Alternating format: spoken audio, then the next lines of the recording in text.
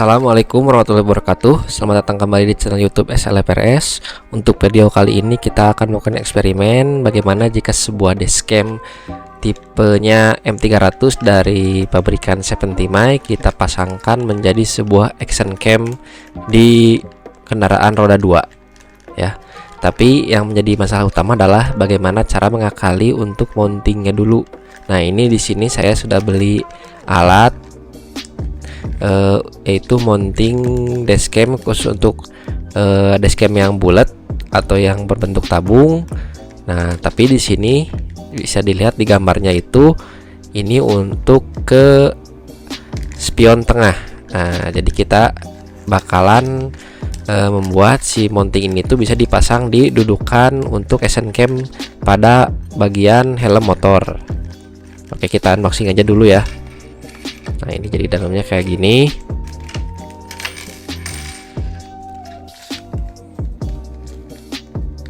Udah kosong. Yang pertama itu adalah petunjuk penggunaannya. Ini bahasanya bahasa Mandarin.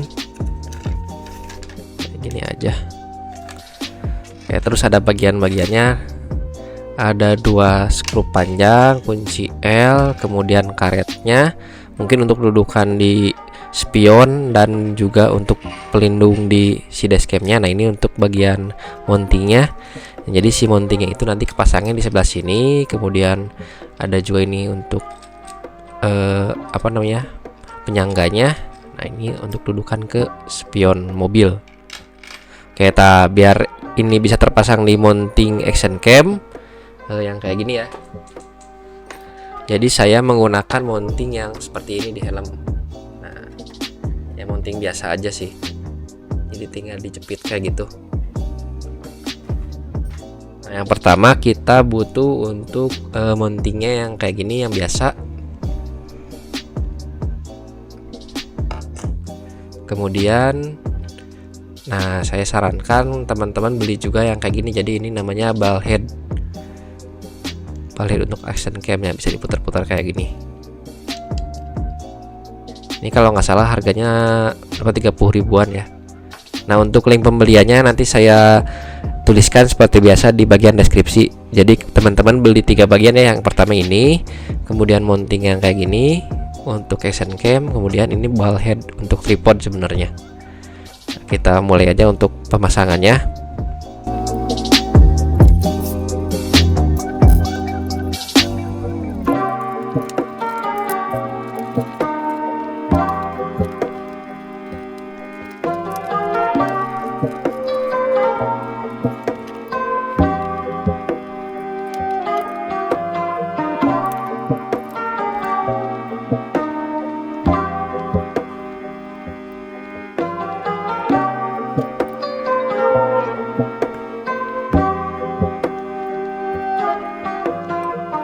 Nah, kurang lebih kayak gini ya teman-teman ya, si bentuknya itu jadi kayak gini nih.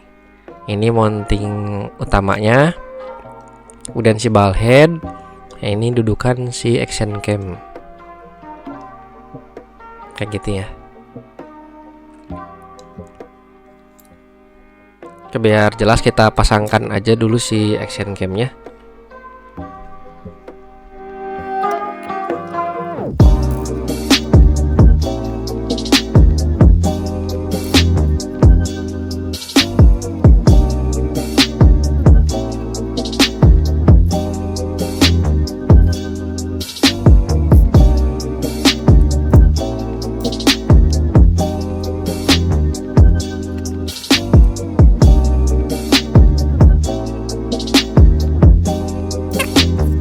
Kalau udah terpasang, bentuknya jadi kayak gini ya.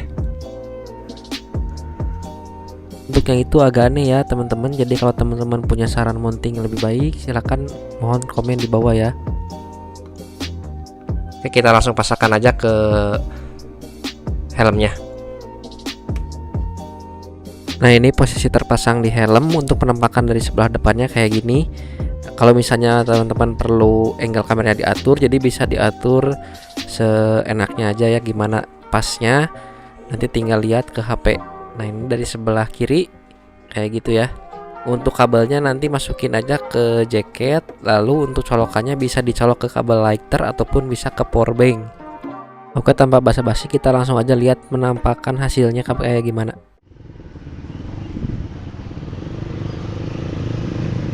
Oke, ini untuk hasil dari perekaman pada siang hari dengan menggunakan dashcam 70mm M300 yang dijadikan action cam. Kemudian jika dilihat hasilnya itu dibandingkan dengan action cam yang harga 1,2 jutaan, karena saya tidak punya yang harga 700.000, ya yang ini warnanya lebih keluar dan lebih enak dilihat.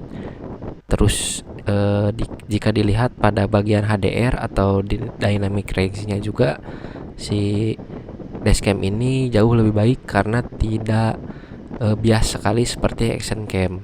Tapi kekurangannya bisa dilihat dari field of view-nya, ini tidak terlalu luas. Biasanya pada saat saya menggunakan action cam, si spion dan stang motor itu terlihat dengan jelas, tapi kalau ini enggak, jadi tidak terlalu luas ya.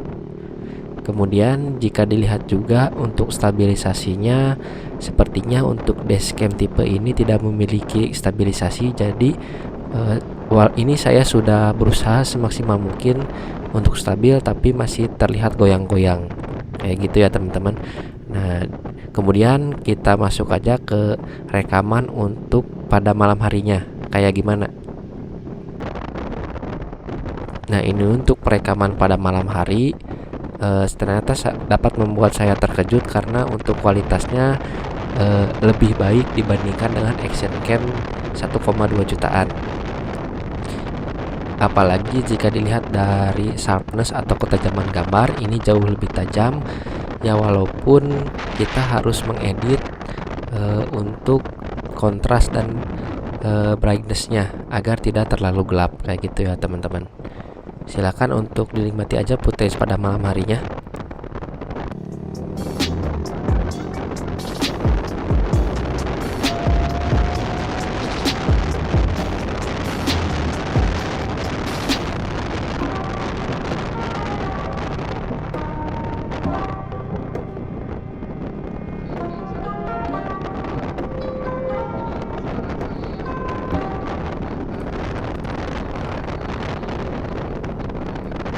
Oke teman-teman, ada beberapa pertimbangan yang layak untuk diketahui oleh teman-teman jika teman-teman ingin menjadikan sebuah dashcam yang seperti yang saya punya ini menjadi action cam untuk vlogging atau motovlog.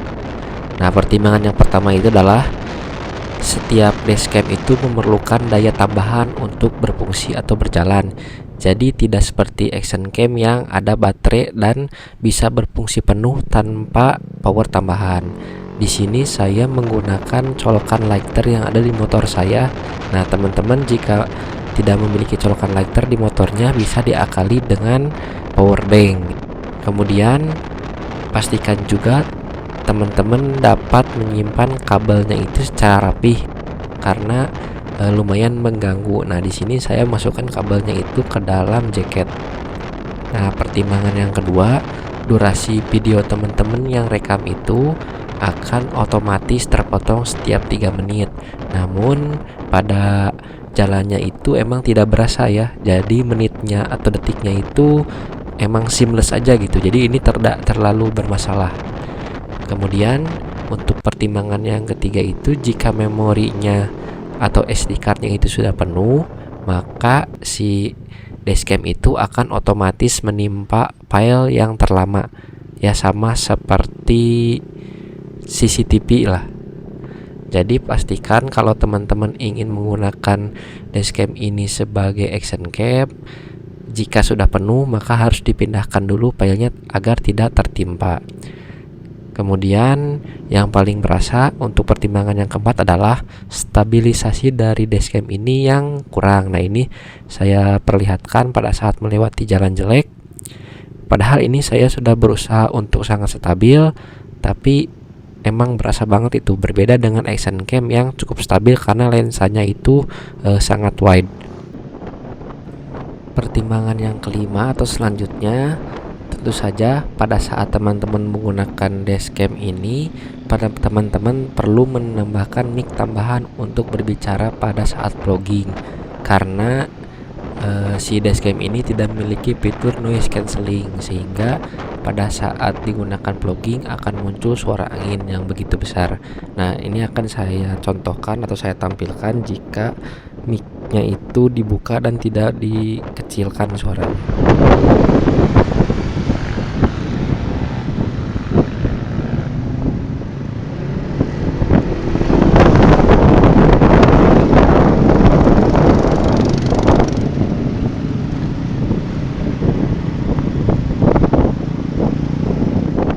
Jadi seperti itu ya teman-teman, jadi sangat mengganggu sekali dan tidak akan terpakai jika menggunakan mic dari bawaan, baik digunakan untuk berbicara maupun sebagai suara tambahan untuk suara kendaraan ataupun knalpot.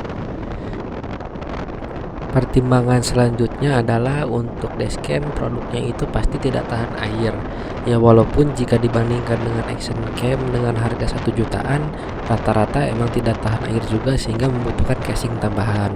Tapi pada saat teman-teman menggunakan dashcam ini tentu saja tidak ada casing yang dapat membuatnya tahan air, sehingga perlu diperhatikan. Nah, kemudian untuk pertimbangan yang terakhir, menurut saya untuk mounting penggunaan dashcam ini disimpan di helm perlu diperbaiki lagi agar tidak besar seperti yang saya buat. Jika teman-teman memiliki saran ataupun alternatif lain, silakan ditulis di kolom komentar. Kemudian pasti teman-teman juga ada yang bertanya-tanya kenapa tidak menggunakan mounting bawaan dari dashcamnya. Nah, untuk mounting bawaannya saya gunakan di mobil, karena kalau dilepas pasang pasti akan mengurangi daya rekatnya. Dan juga kenapa teman-teman mungkin ada yang bertanya kenapa tidak menggunakan mounting action camnya secara langsung gitu, kayak action cam biasa. Nah, saya sudah coba dipasang, ternyata ukurnya itu berbeda karena terlalu kecil. Kayak gini ya, ini untuk gambarnya saya tampilkan. Sekarang kita masuk ke kesimpulan. Jadi apakah worth it untuk sebuah dashcam tipenya M300 dari brand 75 ini dijadikan sebuah action cam untuk vlogging? Ya, menurut saya dengan harga 700 ribuan dari segi kualitas gambar memang ini jauh lebih baik, tapi untuk penggunaan dan user experience-nya emang kurang, sehingga jika saya memilih untuk menggunakan dashcam ini ataupun action cam, saya lebih memilih menggunakan action cam untuk vlog. Namun jika teman-teman memiliki budget yang mepet dan teman-teman memilih untuk membeli dashcam karena digunakan berbarengan bersama kendaraan roda 4, maka teman-teman memiliki alternatif untuk menggunakannya sebagai vlog, asalkan teman-teman sanggup dengan konsekuensinya dan pertimbangan-pertimbangan tadi. Nah, sekian untuk vlog kali ini. Mohon maaf jika ada kesalahan. Mohon untuk masukannya silakan ditulis di kolom komentar. Wabillahi taufiq wa hidayah. Wassalamualaikum warahmatullahi wabarakatuh.